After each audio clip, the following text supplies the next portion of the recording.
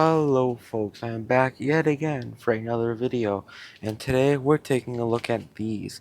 These are the Rapido trains, Class G I believe it is, or H2 subway cars, which is Canada's first subway. Yeah, these are very nice. I left it wrapped like this because this is how I got it delivered.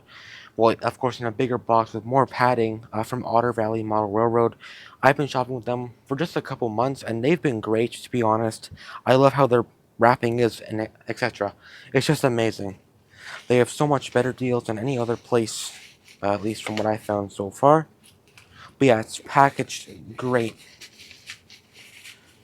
There's even another roll of, what's it called again? I forgot what this stuff is called. In the box. Bubble wrap, that's what it is. But yeah, here it is.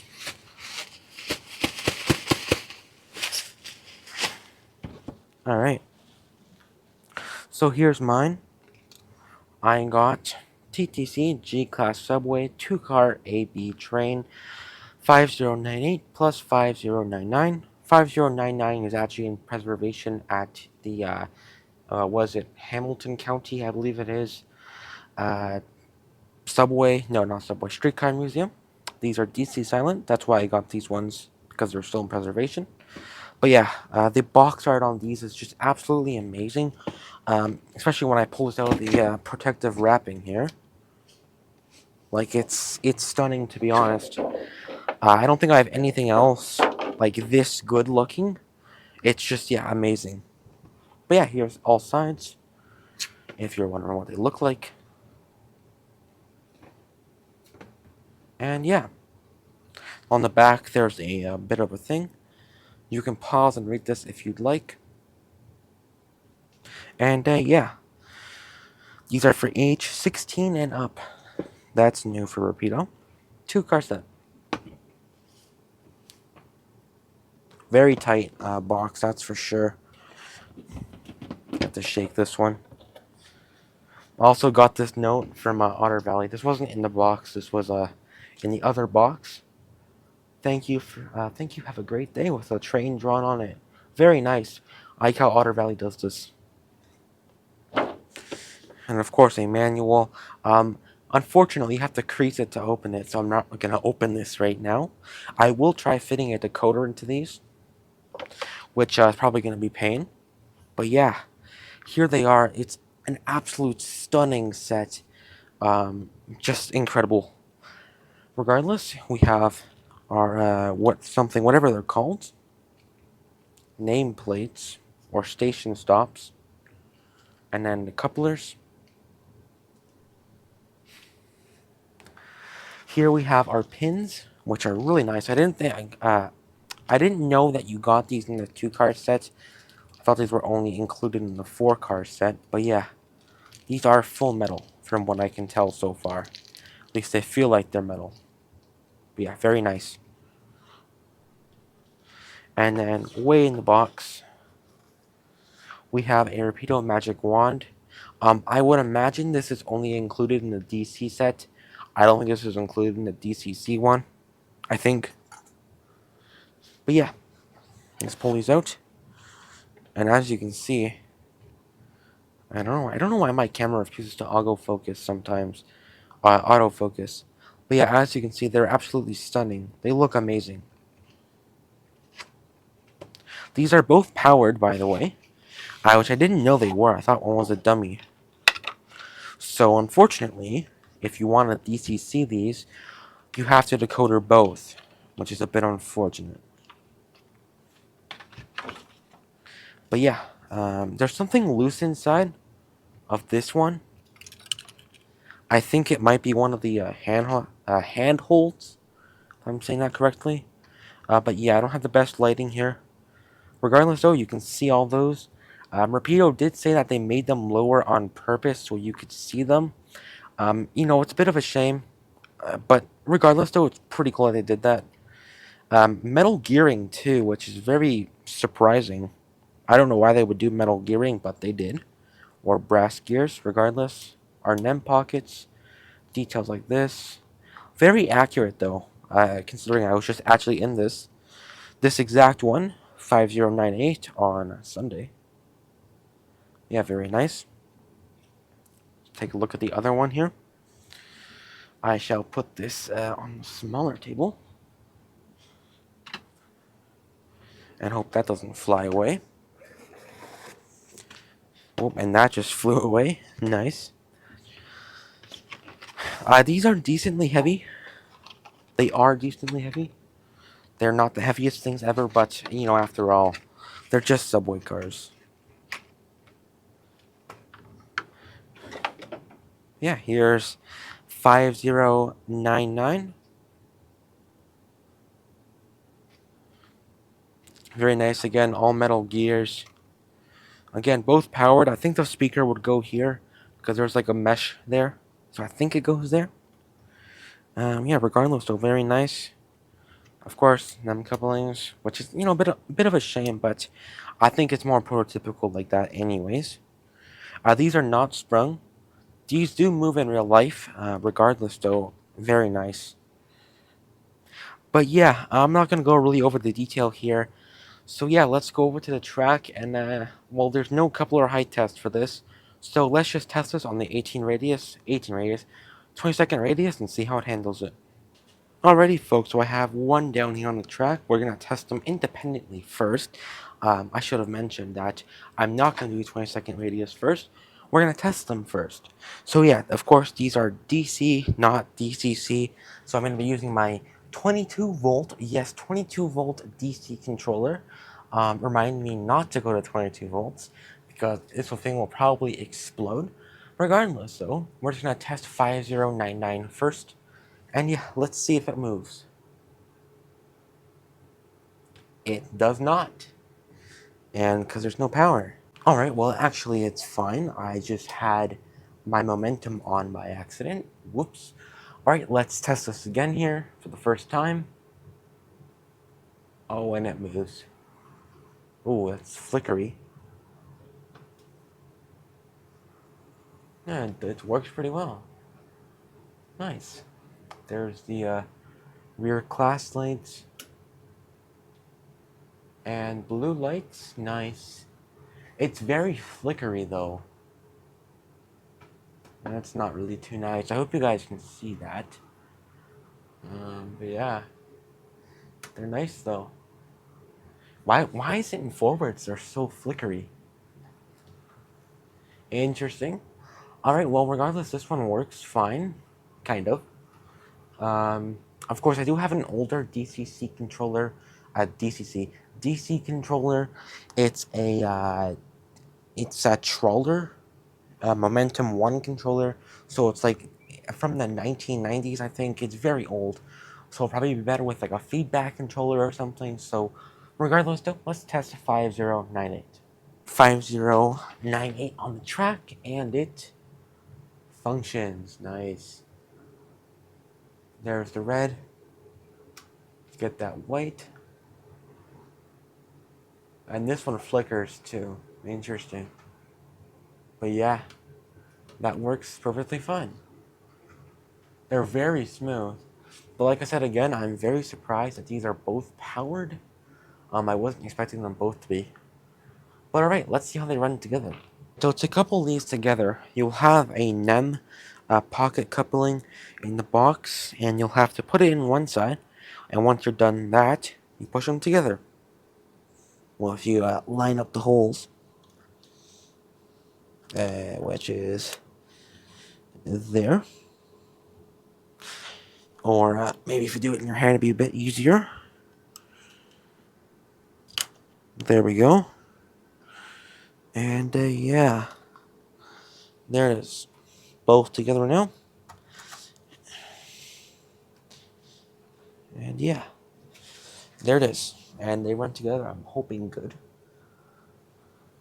Yep, they do. Yeah.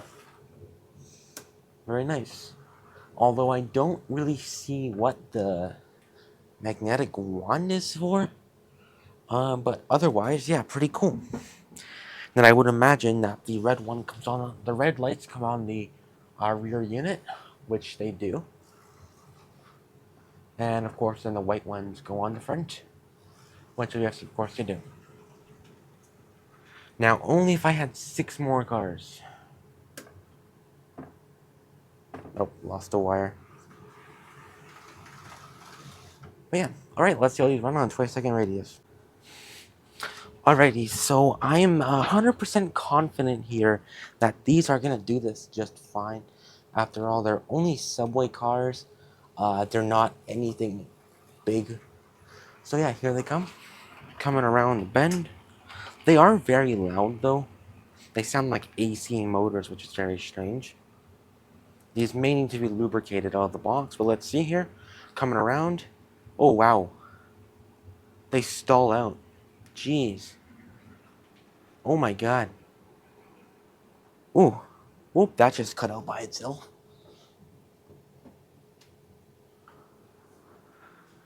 Wow, they're like, they're not moving. Oh, okay, they just completely lost power. I mean, the lights are still on, which is strange. The lights shouldn't be on.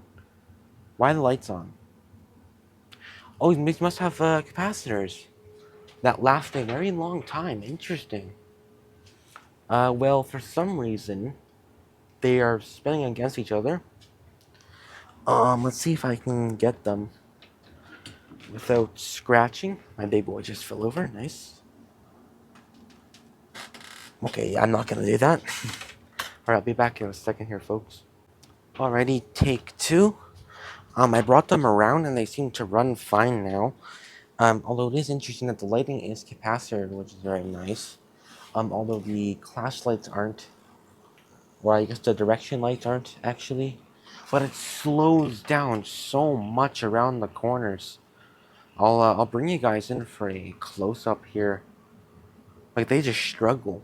And I don't know if it's, I don't think it's my controller, because this thing's fine. It runs everything else. Okay, here it comes. Like, it sounds bad, to be honest. I know you guys can't hear this, but I have my sound deafening on my microphones right now. But here it comes. There's a bit of a dip there. And it just slows down. These things aren't heavy at all. These are very light. These should not struggle at all for how much they weigh. Like, it sounds like one's going really fast and the other one's not. And I don't know if these things have dual motors. I would think they do for how little room there is. But yeah, let's see what's happening here. All right, I'm gonna turn my mic off, deafening here, so hopefully you'll be able to hear it. My AC is on right now, so it's a bit loud.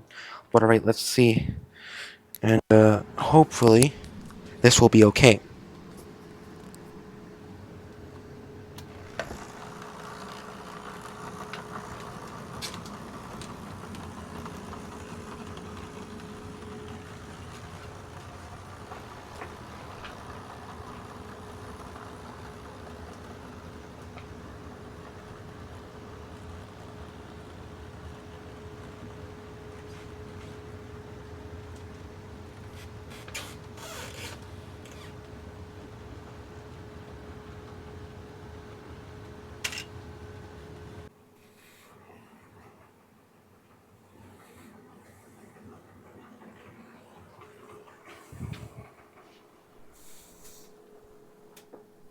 Yeah, alright, so that's really strange. I'm not sure what that sound's caused from. I haven't looked in the manual yet to see if these things need lubrication from the factory, but I would assume, I mean not from the factory, from the user, but I would assume that these are lubed from the factory. Regardless though, it is very strange to see metal gears in something this small when Rapido doesn't even put metal gears in a Dash 8. So very strange, but hopefully with some running in, this thing will improve. So without further ado, I'm going to get my freight off my main line, and we're going to do some running in. Alright, so just taking a look here at the underside, as you can see, these are lubed, so they don't need to be lubricated, and I think these are actually dual motored. So there's 4 motors in this train, which is quite a lot, but yeah. Alright, without further ado, let's commence this running session. Alright, so just before we actually start, I know I said we were going to start a little bit ago, But I think why these things are having its issues is maybe because it has four motors. I say it has. They both have combined four motors, and I think possibly some are putting in more work while the other ones aren't. Because to me, like when it goes around the corners, it looks like it's stalling out. Like it is slowing down. I know it's hard to see on camera because I'm following it. But yeah, that's what it looks like to me, that it's slowing down. And it does sound very strange too. But yeah, without further ado, let's commence the running in session.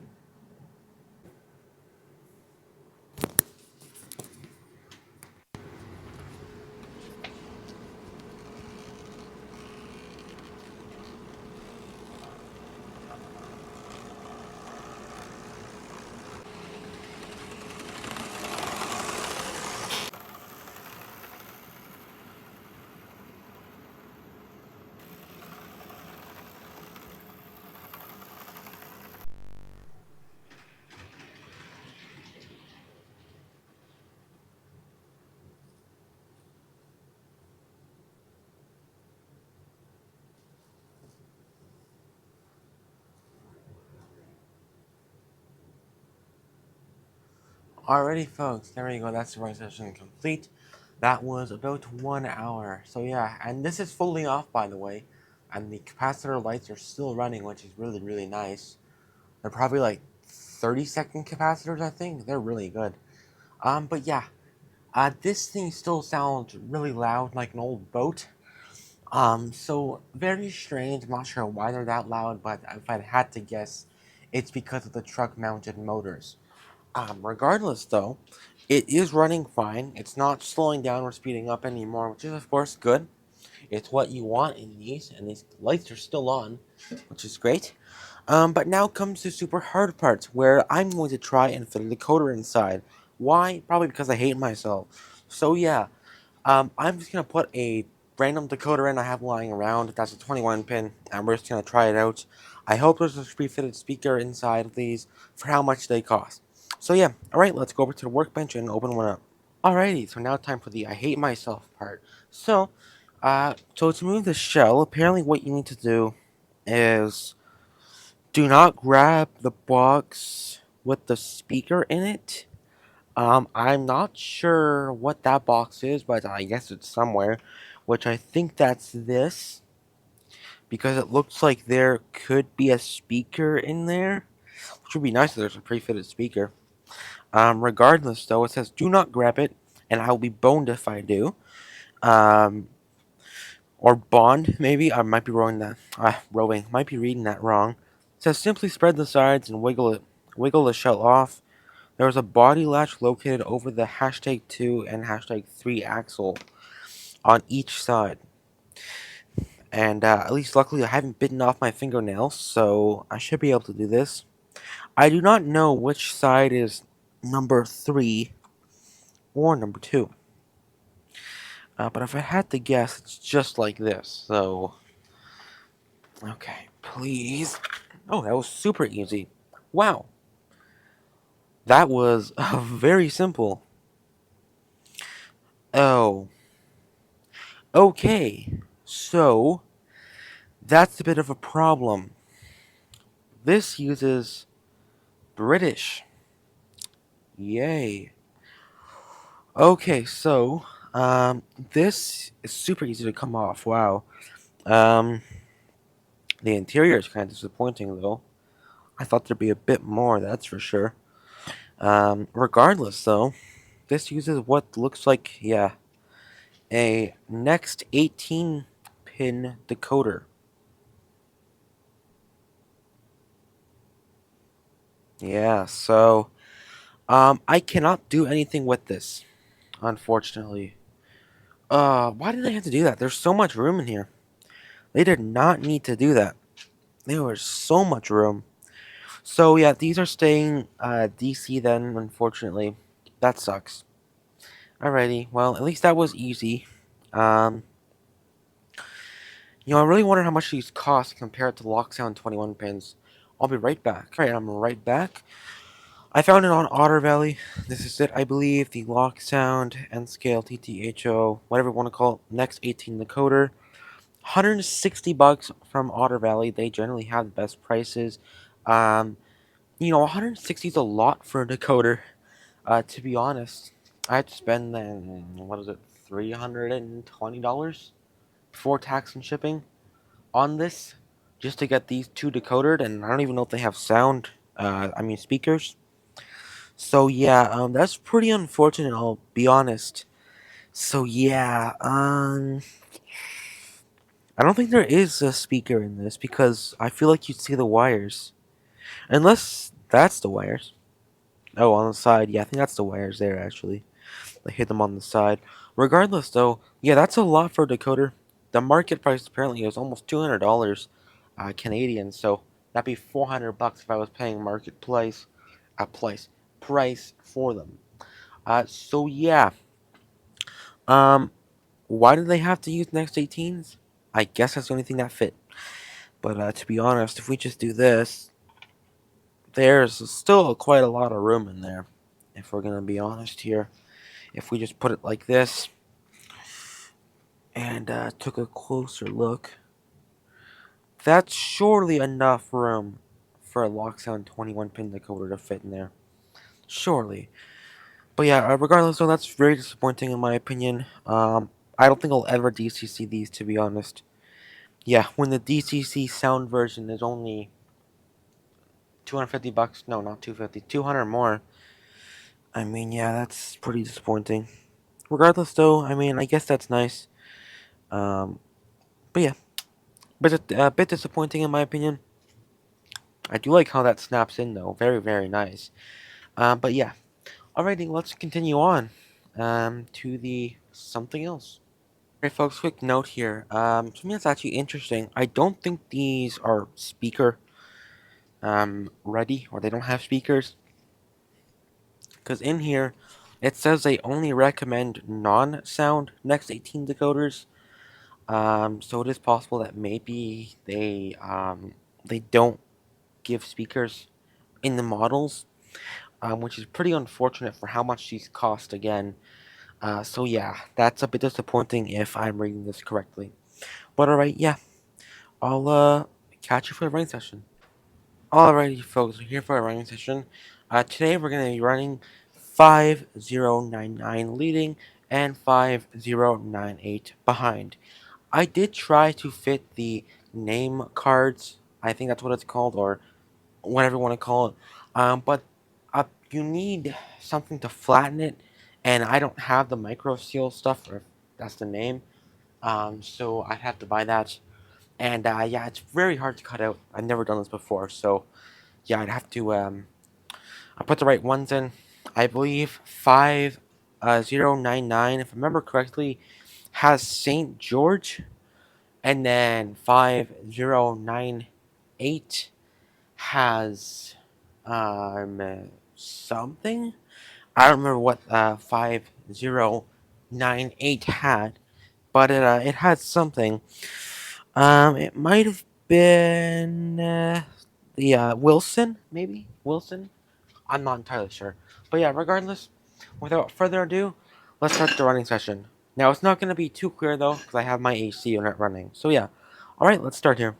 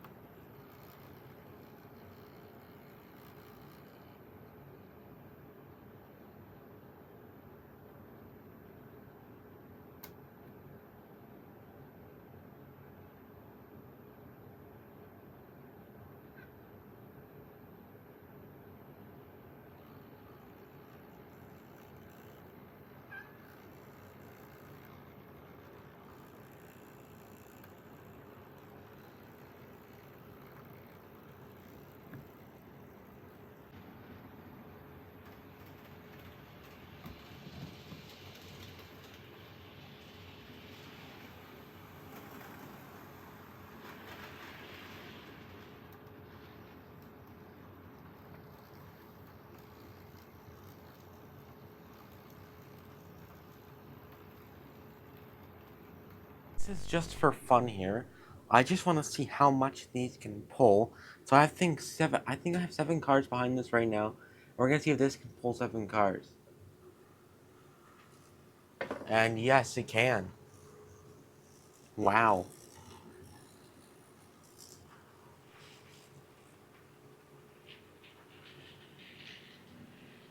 That's more than 7 cars actually. Whoopsies.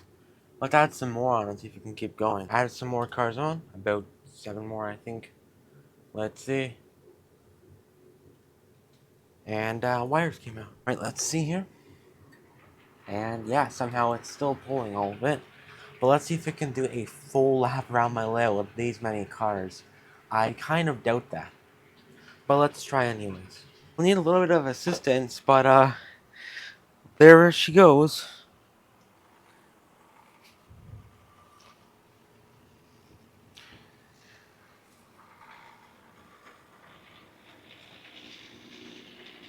That's 17 cars. Realistic? Yes. Alright, let's put this back in the siding now. Alright folks, so I just finished this. I took it off. I took the other unit off the coupler here. And the NEM pocket broke out. Yay! Did it actually break? Oh yeah, it snapped clean off the NEM joint. This is why I don't like NEM couplers, folks, because they're not good. I think I can glue that back on. Yeah, not impressive though. Alright, hopefully my audio is okay. This wasn't too hard to fit back on the NEM coupling pocket. This never should have fallen off on the first place. But I've got it back on. It's very loose. Regardless though, the trucks do pop off their housing, which is very, very nice. If something like this were to ever happen to anyone. But yeah, very disappointing. Maybe if this keeps falling off, then I'll contact Rapido and maybe they can send me a new frame. I don't know. Alrighty folks, I hope you all enjoyed this video and running session. So yeah, these cars are interesting. I think they're really nice, but I think the interior is quite, it's lacking a little bit. Don't get me wrong, it is very nice, but it would have been really cool if they actually modeled a bit of the roof and they actually put the advertisements on, like how there are actually real advertisements in the real, was it 5099? It's really cool. I would have really liked to see that, but regardless though, it's still very nice. I think it's a great model still, except for, of course, those things. And then the coupler falling off really is horrible, to be honest, because I couldn't imagine how hard it is to actually replace a NEM coupling because they're built into the frame. So at least I've got it back on. I'm hoping since it will at least survive being coupled in, and hopefully it can be survive being uncoupled again, and hopefully it can survive going around the layout with it being like that. Because if it can't, then I'll have to buy another frame, and if I did that, I'd probably have to transfer everything over. Maybe, of course, maybe there's an easier way. I don't know. I'm not really used to NEM couplings in the first place. But regardless, though, that shouldn't happen. But overall, these are good models. Do I think they're really worth this price, which is like $350 from Rapido? No, I think 250 would have been more reasonable. Because to be honest, it's 2 subway cars. I don't really think it's worth that much per car. But overall, though, they are still really nice. Do I recommend them? Yes. I do think they are good cars, but with a lower price would have, of course, been better. Well, lower the price, always better anyways, when it comes to this stuff. So yeah. But alrighty, folks. I hope you all enjoyed this review, and yeah, I'll see you in my next one, folks. Goodbyes. Also, if you made it this far, could you please like and subscribe? It does actually help out the channel quite a bunch. So yeah, thank you all so much for watching, and I'll see you in my next one. Stay safe out there, folks. Goodbyes.